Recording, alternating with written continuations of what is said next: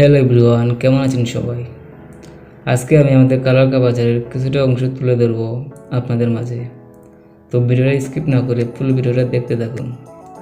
এটি হচ্ছে আমাদের কালারকার গ্রাম্য বাজার। এই বাজারে আলহামদুলিল্লাহ সব কিছুই পাওয়া যায়।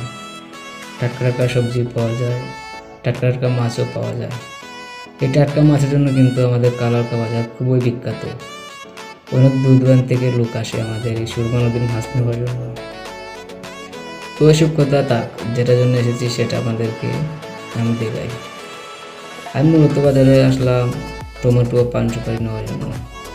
তাই টমেটো নেওয়ার জন্য চলে গেলাম ডিপজল বাইরের কাঁচামালের দোকানে। ওখানে গিয়ে আমার প্রয়োজন মতো টমেটো নিলাম।